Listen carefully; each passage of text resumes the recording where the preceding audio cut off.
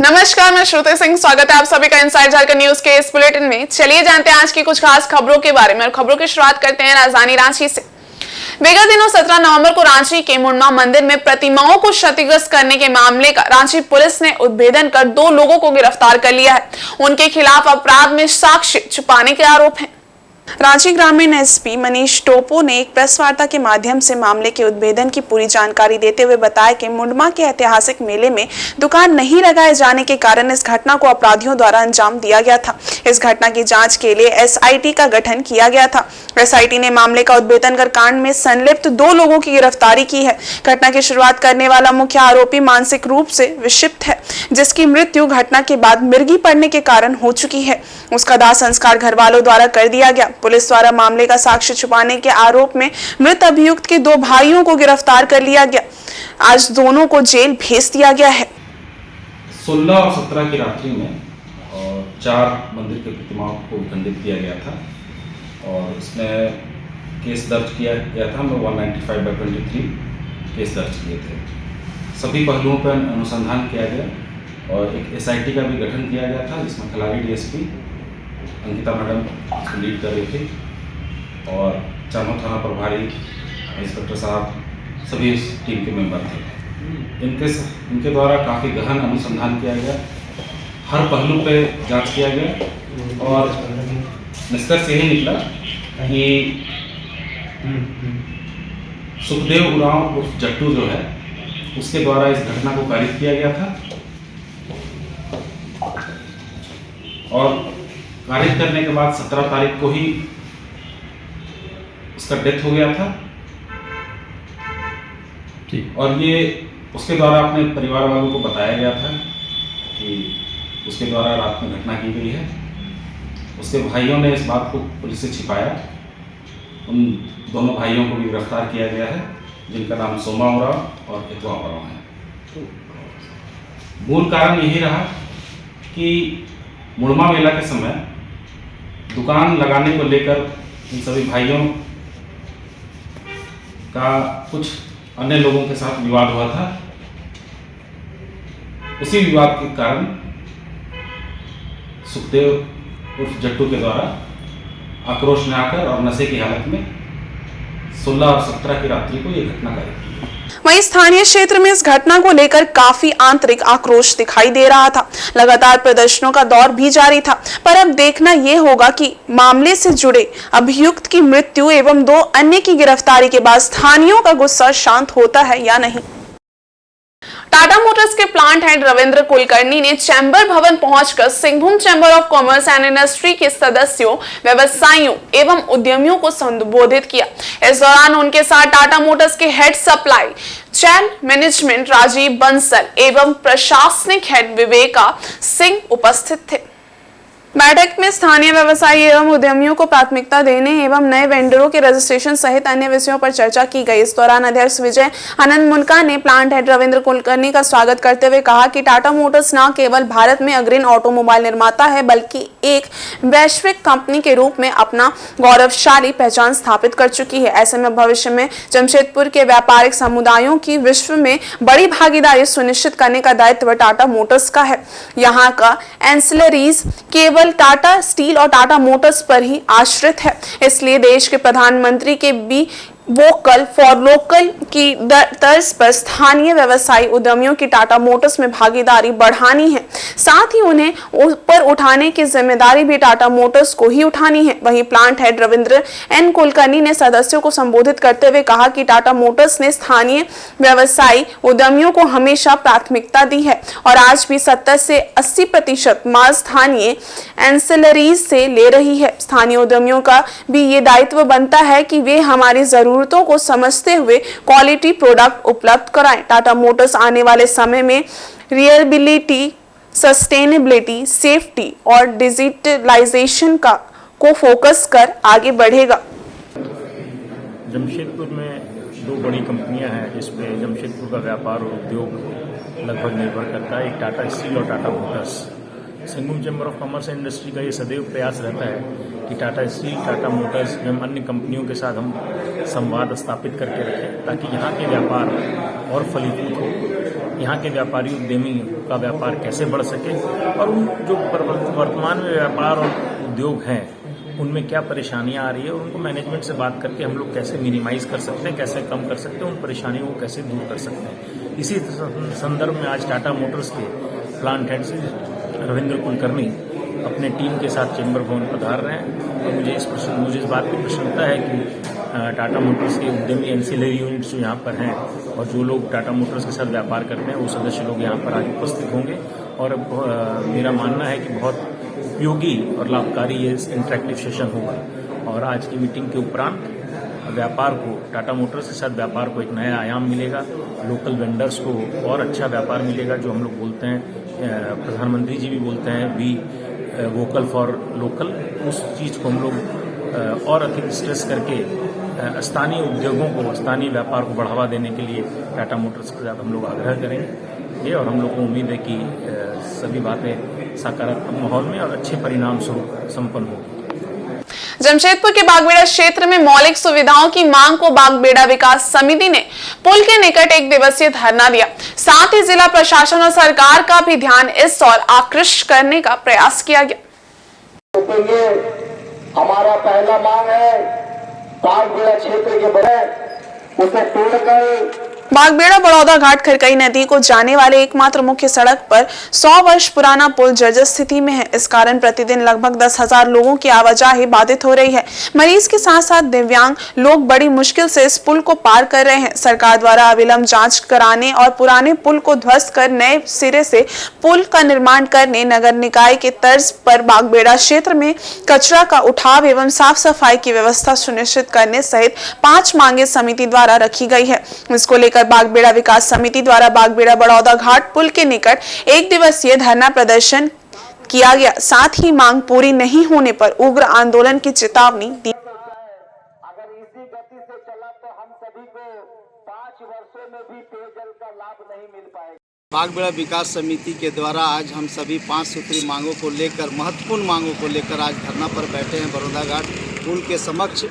पहली मांग है कि 100 वर्ष पुरानी बना हुआ जो पुल है पूर्ण रूप से जर्जर हो चुका है और जिला प्रशासन की तरफ से पुल में दोनों ओर एंगल लगा दिया है।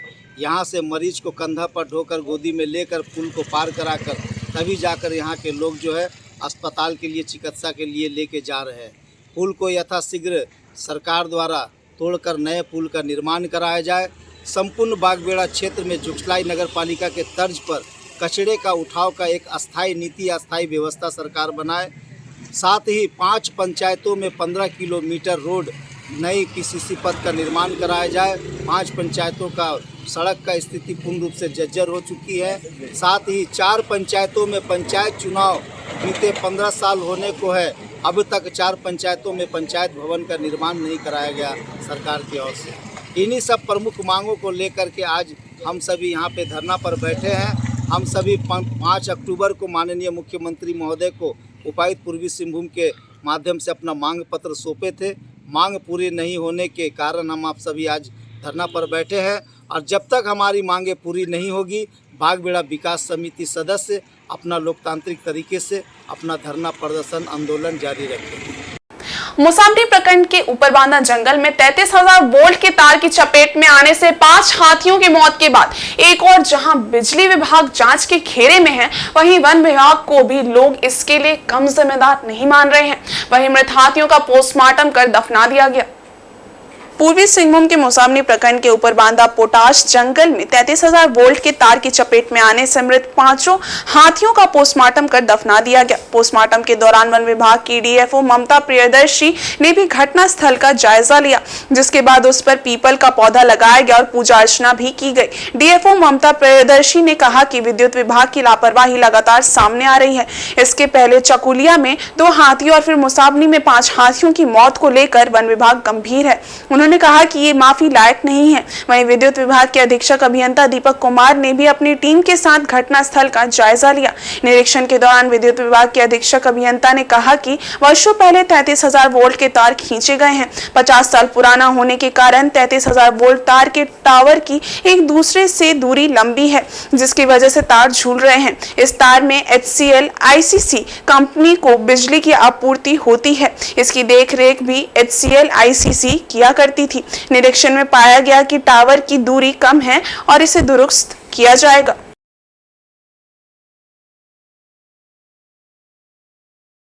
इनके ऑफिसर्स को दोषी मानते हुए ऑफेंस में इनका नाम डाला गया। जांच कमेटी में तीनों विभाग मतलब जिला प्रशासन और वन विभाग और बिजली विभाग के सभी अधिकारी इसमें सम्मिलित हैं। ऐसा है कि जैसा कि आप जानते हैं कि कल रात में भी हमारी QRT टीम और ड्राइव टीम यहाँ स्थल पे मौजूद थी और बाकी जो इस झुंड के 4 और हाथी हैं उन्हें हम ड्राइव करने की और सेफ प्लेस पे पहुँचाने की पूरी कोशिश कर रहे हैं। वो कहीं न कहीं नदी तक पहुँच चुके हैं और वो सेफ एरिया में है। अभी उनका वापस तुरंत यहाँ पे आना पॉसिबल नहीं है, लेकिन ग्रामीणों के मनोबल को बढ़ाने के लिए अभी 1 हफ्ते तक लगातार हमारी टीम यहाँ मौजूद है। ये कहते हुए बड़ा ये हो रहा है कि चकुलिया वन क्षेत्र में जब 1 नवंबर और 2 नवंबर को 2 इंसिडेंसेस हुए थे तो हमने 67 जगहों को आइडेंटिफाई किया था, जिसकी सूची लगाकर महाप्रबंधक और एग्जीक्यूटिव इंजीनियर बिजली विभाग को दिया गया था, लेकिन उनके द्वारा कहीं भी तार को कसने का काम नहीं किया गया था। मूसाबनी में भी ये जगह को हम आइडेंटिफाई कर रहे हैं और जल्दी ये सूची उनको दी जाएगी और उनसे अब वन विभाग की टीम लगकर उनके साथ ये काम स्थल पे कराएगी। इस संबंध में आज हम लोग इसको विस्तृत जांच के लिए तो पहुँचे यहाँ पे स्थिति का निरीक्षण किया गया। इसके लिए एक कमेटी का निर्माण किया गया है जो कि अपना रिपोर्ट अभी सबमिट करेगी और मैं खुद भी यहाँ पे आकर निरीक्षण किया हूँ। इस हिसाब से हम लोग आगे कार्रवाई करें। में पाए कि ये जो लाइन है अभी एट प्रेजेंट जो 33 kV लाइन है ये HCL को जाता है और ये काफ़ी पुराना नहीं, 50 साल से ऊपर पहले का कंस्ट्रक्टेड है। DVC द्वारा ही इसका निर्माण हुआ। उसके बाद कभी प्लांट HCL को ट्रांसफर हुआ, फिर HCL से अभी JVNL का लाइन जा रहा है वहाँ पे। HCL ही इसको मेंटेन करता था और जो बेनालोपा सब स्टेशन से HCL तक जो जा रहा है।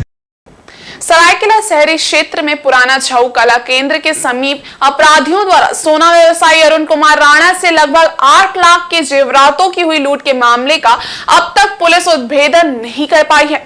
अंधेरे में लाठी भांज रही पुलिस इस मामले में कुछ बोलने की स्थिति में नहीं है।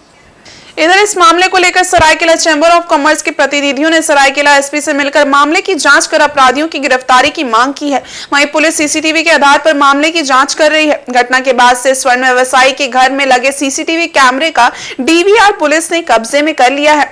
गौरतलब है कि स्वर्ण व्यवसायी अरुण कुमार का सरायकेला मुख्य बाजार में सोने की दुकान है। बीते मंगलवार की रात सोना चांदी के सामान को बैग में भरकर दुकान से लगभग 500 मीटर दूर स्थित अपने घर जा रहे थे।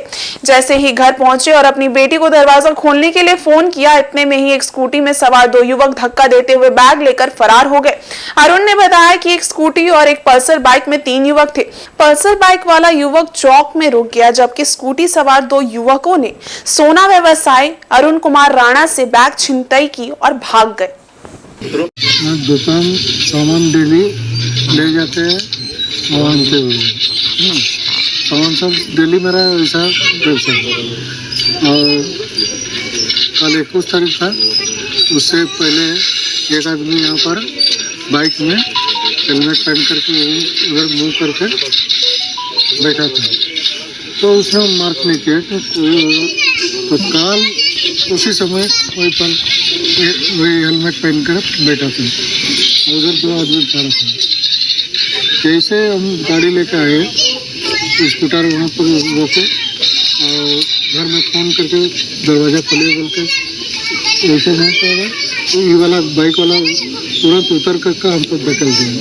हम गिर पड़े। वो आदमी एक तो वहाँ से चला गया और बैग दोनों लेकर के वहाँ बीच में बैग रख करके एक तो बाइक आगे चला गया और एक तो बाइक वो और एक तो लड़का को ले।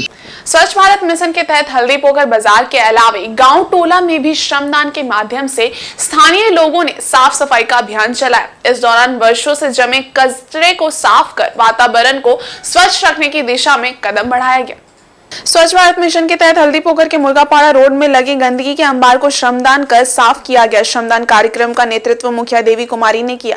इस दौरान वर्षों से जमे कचरे को हटाया गया। वहीं स्वच्छ भारत मिशन के तहत दिए गए ऑटो रिक्शा से सारे कचरे को दूसरी जगह डंप किया गया। मुखिया देवी कुमारी ने कहा कि हल्दी पोखर बाजार में लगातार स्वच्छता अभियान चलाया जा रहा है। उसी कड़ी में टोला मोहल्ले में जमे कचरों को हटाने का भी अभियान चलाया जा रहा है। इसी के तहत लोगों से सहयोग लेकर श्रमदान कर सड़क की साफ सफाई की जा रही है ताकि स्वच्छता को अपनाकर पास पड़ोस को स्वच्छ रख सकें एवं स्वयं भी स्वस्थ रह सकें। स्वच्छता अभियान को और ज़्यादा तेज करते हुए मैंने गांव गली मोहल्ले को भी इसमें जोड़ने का काम कर रही हूँ ताकि बाजार के साथ साथ गांव मोहल्ले भी स्वच्छ रहे एवं सभी स्वस्थ रहे। भारत सरकार की जो मंशा है स्वच्छ अभियान, उसको मैं पंचायत स्तर पर सफल करने में सक्षम बन सकूं। पोटका के वालाकाटा पंचायत के गोड़ ग्राम में धूमकुड़िया भवन निर्माण कार्य तथा सुदूर ग्रामीण क्षेत्र के मोहनाडी में ग्राम सेतु योजना के तहत पुलिया निर्माण का शिलान्यास किया गया। ये योजना अजा एवं पिछड़ा वर्ग कल्याण विभाग द्वारा स्वीकृत है। वहीं विधायक ने कहा कि मैंने चुनावी वादे में कहा था कि मोहनाडी तक पहुंचने के लिए पुल पुलिया नहीं है। चुनाव में मेरी जीत होती है तो मैं पुलिया का निर्माण करवाऊंगा। मैंने इसी चुनावी वादे को पूरा किया है। पुलिया का निर्माण 3 करोड़ 10 लाख की लागत से होना है। वहीं धूमकुड़िया भवन का निर्माण 25 लाख की लागत से किया जाना है। विधायक ने कहा कि निर्धारित समय सीमा के अंदर दोनों ही योजनाओं को पूरा किया जाना है। अन्ना हजारे फेडरेशन क्लब की ओर से बिरसा नगर में मां शेरावाली भजन संध्या का आयोजन किया गया, जिसमें कलाकारों के भजनों पर श्रद्धालु झूम उठे।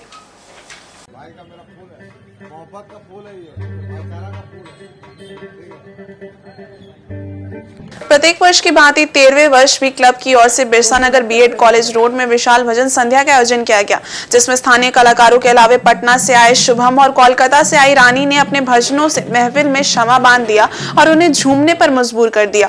क्लब के सदस्य सनी ने बताया कि प्रत्येक वर्ष छठ के बाद भजन संध्या का आयोजन किया जाता है। इसका उद्देश्य देश में सुख शांति बनाए रखना है। वहीं इस कार्यक्रम में विभिन्न राजनीतिक दलों से आनंद बिहारी दुबे, चंद्रगुप्त सिंह, फिरोज, सरयू राय, पूर्व कोल्हान आयुक्त विजय कुमार सिंह सहित कई गणमान्य लोग उपस्थित थे।